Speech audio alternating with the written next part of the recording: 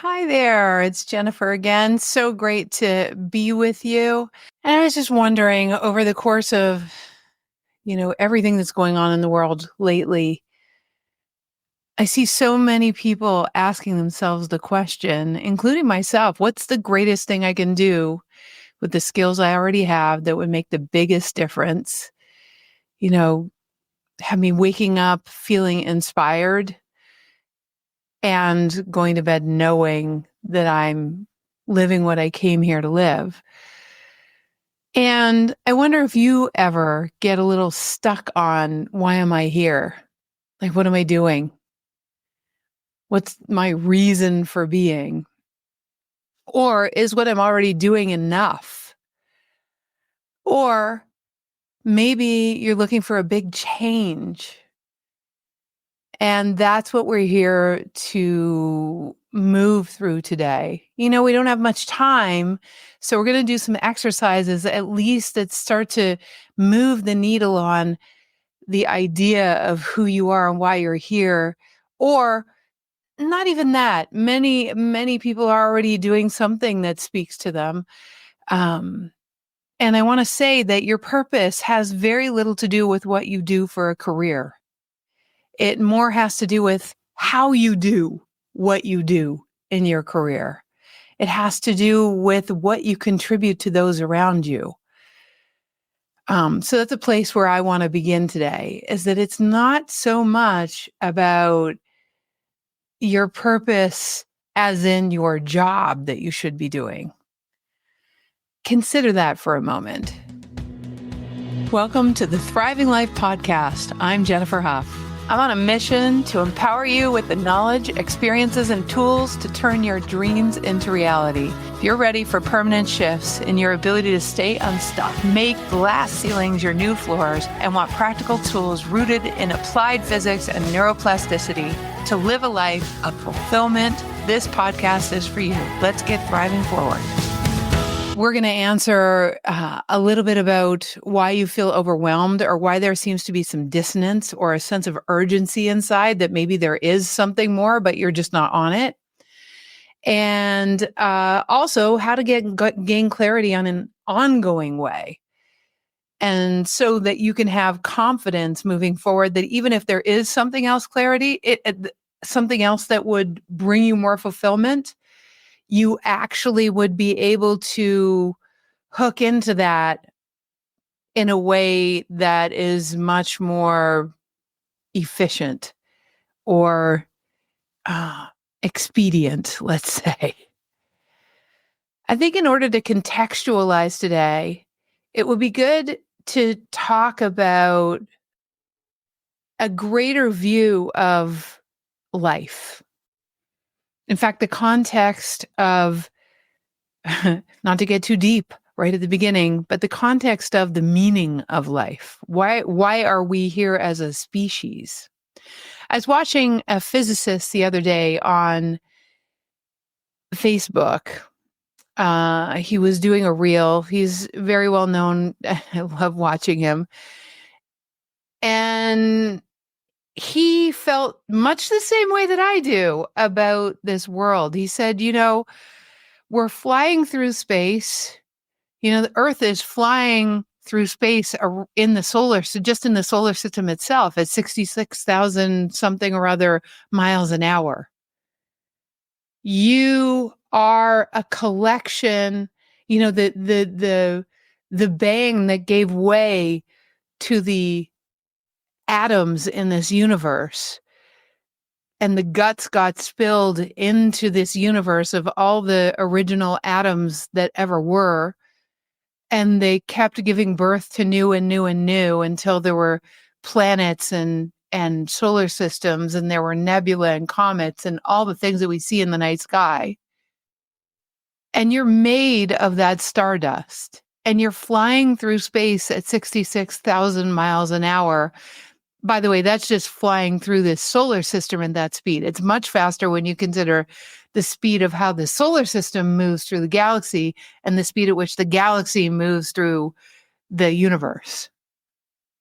So even though you're incredibly, or sometimes we feel incredibly insignificant, You got to understand the confluence of things that had to happen to get you to have an essence that pours through a physicality that's made of stardust is pretty spectacular. I don't care how spiritual or not spiritual you are, just scientifically, from the greater perspective of astrophysics, it's pretty astounding that an amoeba could eventually come from the water and become you. So when we talk about purpose, or when I talk about your purpose, hey, how about, first of all, you're alive, you're here, you matter, because the fact that there could have been millions of souls pouring through that body at this time, this little meat suit that you have, and 8.5 billion or 9 billion meat suits at this point, it's pretty amazing. So from that perspective, when we talk about purpose, instead of feeling like we're insignificant and our significance relies on having some highfalutin thing that either changes the world, or even just has you get by. What if there wasn't even a purpose for you being alive? What if just being alive is the gift? And the question now is, what are you going to do with the gift? So we look at it from not desperation or danger or, oh my God, what's going on in the world? Oh my gosh, I need to survive this life, or I need to make sure that no matter what happens with an upcoming election or the wars or whatever it is, I just got to make sure my little piece of the puzzle is taken care of. Whatever it is, you got to know that if you were born in these times of huge transition and change, that whatever your piece of the puzzle is, whatever that piece of the puzzle that you are, you get to choose to make it matter, but it doesn't have to matter like Mahatma Gandhi or like Martin Luther King. It's got to matter to who's important to you and the people that surround you. You literally are a movement of one. And truly, if you have not watched yet my TEDx talk, I really recommend it. Everything that you do in every day, never mind getting to some highfalutin purpose. How about your purpose is to expand what's possible for kindness and humanity in this world? And that every act that you do in every way, no matter if it's talking to a customer service rep, which I did for an hour yesterday, or whether it's being here right now and actually being fully present so you can ask questions and really utilize this time together, whatever it is to you, who is important to you, what is important to you. So I'm going to ask you right now, what the place where we start is, what values do you hold? So if you can type it into the comments, I'd love to see, what are your most important values? Love you too, Jackie. What are your most important values? So for me, what I value is, I value the reverence for the gift that each person in this world is. Like you, Jackie, for instance. Like my husband, Adam. I have a value of having compassion and grace. Having compassion for people that are having difficulty moving through this life, whether the intensity of now is happening or not. And I have a lot of grace. I have a huge value around grace. It doesn't mean that things don't get done, or that somehow everything isn't, we're not trying to do things with a level of efficiency and effectiveness. But I've had to have a lot of grace for myself. A lot of your values will come from, Jackie says, kindness. What are your values? We're going to get to why this is important when it comes to your purpose. So you writing them out or you thinking about them, and I'd again, type them into the comment field because then, I can do a little work with you. Diane says being love for the people in my life. So I like to have grace because I grew up in perfectionism and I'm so over it. Preston, joy, wonder, creativity, community. I love it. Compassion. Lori K, inclusion, acceptance of others. You go, girl. Just keep typing them in. I want to hear. And so, because I grew up in a perfectionist, especially with my dad, what happened in that perfectionism for me was that I had no grace for myself. In fact, it started to give way to kind of being hard on myself, which then gave way to so much pressure on me that I started to have migraines in my 20s. And so I have a huge value for grace. I know that I had grace to the point of having too much grace. In other words, things wouldn't get done. So I would give myself too much leeway and I wouldn't be able to create. But grace for other humans and myself is huge. Lori, nature, flow of water, love it, all that stuff. I'm right with you, girl. So I want you to look at these values that you have. They give you a clue. So these high values for you give you a clue. Quiet time, absolutely. I have a massive value of spaciousness for myself and others. It's pervasive in the company. But what if the wide awakening was not my purpose? What if the purpose is to pour myself through an excuse called the wide awakening, right? What if my purpose was to pour my values, to express through my values, my own self with the excuse of called the Wide Awakening, called the courses we do, flight school. And what if literally I have a high value on efficiency too? I love efficiency. That's how I went down the rabbit hole of physics, because once you understand physics, all of a sudden you understand how quickly things can be manifested. It's so fun.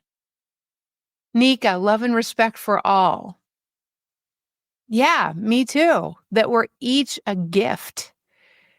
That we are each a gift.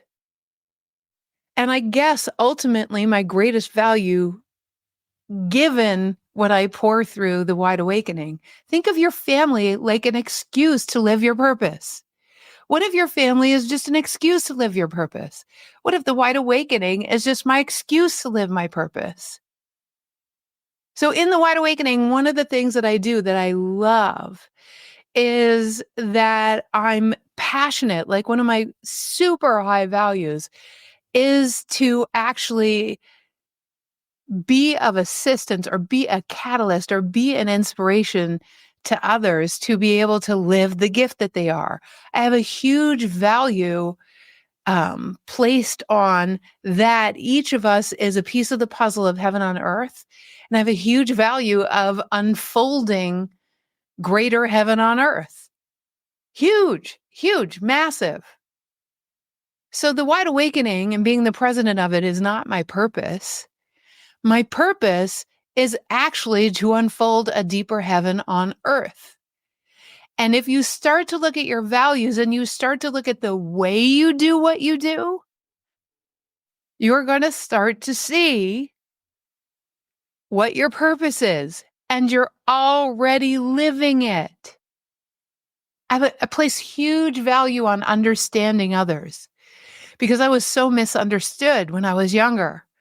I place huge value on trying to understand and helping others understand the other, because I find that through that curiosity, I have a huge value of curiosity. Through that value of curiosity about each other, seeking to understand instead of being understood, all of a sudden what happens is we start to actually be able to move together in fluidity and in harmony. Not harmony at any cost, because there has to be harmony within yourself. So sometimes harmony takes speaking up. So what if your purpose is more about how you do what you do, and that the what you do is simply an excuse to express who you really are and those values? So some people feel like, you know, they pour their values through a company or through a project that they have, but it seems like the project's not working, or like it's not moving fast enough. Or maybe someone on the team is not doing what you think they should do. Or maybe they're even, as far as you're concerned, not in integrity with what's up. Well, when you're communicating with that person, the mission that you're on needs to come through in your communication with the person that you're talking to. So it's not being bombastic and going, hey, you're really screwing up.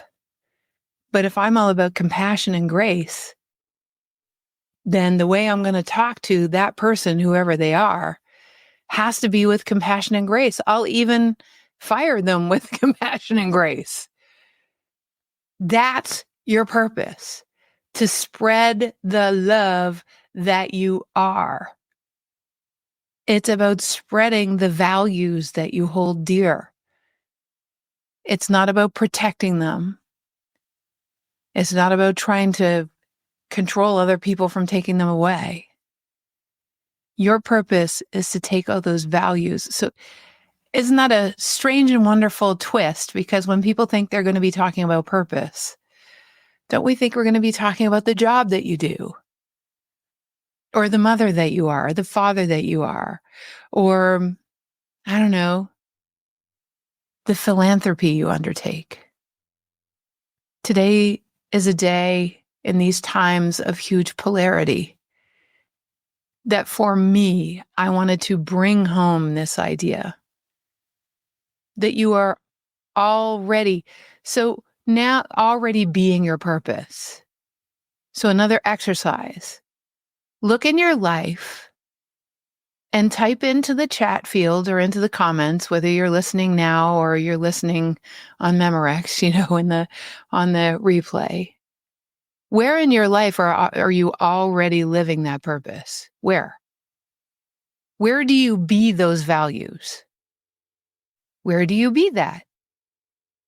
So for me, I really do attempt to live my values at work. I'm realizing one of the places where I had the most challenge is living my values with my own self. So I notice myself doing that, being a lot more gracious and compassionate for myself lately. Where are you already living those values? Where is it easy for you to live those values? Because if that's your purpose, are you doing that with your neighbors? Let's say you have a job that you're not sure about or that you don't like, or you work with others. The reason why it becomes, breathe, because this is huge. What I'm about to say is really huge. If you aren't living and breathing all of those values that we just talked about at your current work or in your current family, you might say it's so dissatisfying. This work is so dissatisfying, or working in this organization, or volunteering here, or, my family, or this, you'll notice that you actually are not being who you are in those places. That's why things become dissatisfying. Right? Diane, I know you absolutely to be exactly an expression of your values. So, and Pierrette, thank you for expressing that. It is so simple. The only reason anything becomes dissatisfying is because you're actually not living your purpose through it. It's not that the thing is supposed to be your purpose. It's that the who you're being. And then you change your circumstances because you hope that if I just change my circumstances, I'll feel fulfilled. Well, I got some news that wherever you go, there you'll be. Sometimes the only reason you have someone in your organization that's working with you is so that you can be your purpose with them. It isn't even what the organization is doing that is the issue. There's a gift between you. There's a gift that can be unwrapped in the outplaying of your relationship using the values that you have. Why do we get overwhelmed? Why do we have fear? And why aren't we clear sometimes? Why does the clarity go away? Those are all, when it comes to actually living who you are through everything you do, overwhelm only comes when you take on, when you're trying to change circumstances without understanding that you have resources beyond this earthly plane. So when you get overwhelmed, it's because you're not letting in your greater wisdom, no matter what's going on. It can also be because you're carrying something that isn't yours to carry. The reason we're talking about it in synchronicity with this idea of purpose is that when you're in overwhelm, I can guarantee you're not on purpose. The second thing that can stop you is from expressing all of you. And I see this time and time again with clients where they're in an atmosphere where there's lots of strong leadership or amazing ideas about things. And then there's this fear of speaking up. But I promise you, it's in being congruent with yourself and expressing your heart, not trying to control, but expressing your heart. It's in doing that everything can come into congruence. Remember, you're stardust in a meat suit flying through space at 66,000 miles an hour. I think your voice might matter. The coincidences and the science that actually got you here is insane. You can't make it up. So you cannot make a wrong expression or a wrong choice. You can only say what you say, and it moves the needle. I've been having powerful conversations with somebody within our company that have just been so badass. But that's because I'm being who I am. I can guarantee you that the results with that person could have been very different had I not been who I am. And the last thing is that you're not used to actually expressing your values yourself. Where appropriate, not appropriate, appropriate's the wrong word. That's too restrictive. Where it seems obvious to express. When it doesn't seem like it's like it wouldn't make a difference. There's no difference to be made. Nobody's going to hear you. You know, and when we talk about purpose, it also can't be about you making up for not being heard earlier in your life, because that's an ego. That isn't your purpose. That's like, no one ever listened to me, or, I need freedom because I was so constricted when I was younger, or, nobody's ever going to tell me what to do anymore. All of those things are egoic reactions. I'm talking about that voice that you haven't used that comes from your heart, not your egoic expression that needs to prove that what you have to say has value. That's from a past where someone didn't value you, and making up for that is internal work. I'm talking about speaking with some authenticity, right? So guys, I'm excited. I want to finish up by giving you a little something to do here. First of all, make a list of 11 values that you hold dear. Collect evidence for in your life how you're already living those values. Notice the areas of your life where there's dissatisfaction. And for each of those values, check in and see if you're actually expressing yourself fully into those, because as you do, you'll be living your purpose. Living your purpose is very different than getting clarity on what's next. Getting clarity on what's next in your actual actions is entirely different than living your purpose. We can talk about that on another live event if you want. Certainly, that's what the upcoming embodiment workshop is all about. So,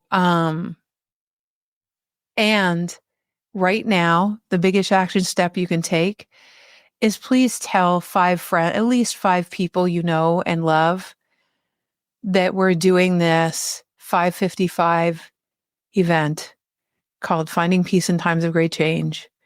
And when we post the announcement, if you can share it with 5, 10, your whole social media account, like, let's do this, you guys. We've got to be bigger than what's going on in the world right now. And this is all about becoming bigger, be truly not being at the affect of it.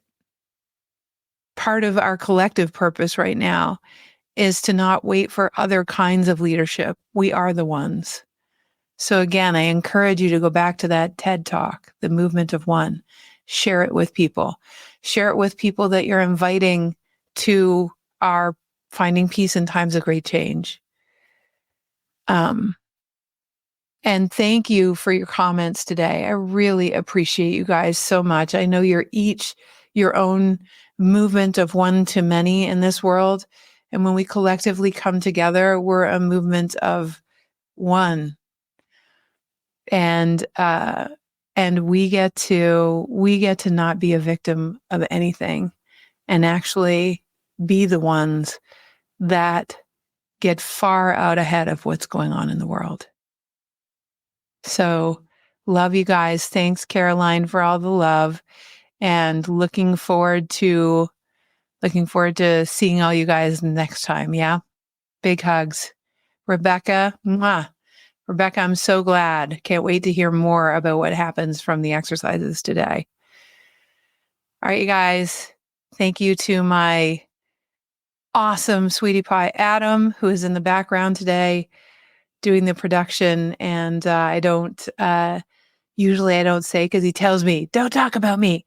But I'm talking about him today, saying, thank you, Adam, for doing all you do. You make my life and these live streams so much fun and so much easier. And Katerina, you're right. Adam is the best. So you're welcome, Pierrette. Big hug. Bye, everyone. I deeply appreciate you joining me on the Thriving Life podcast.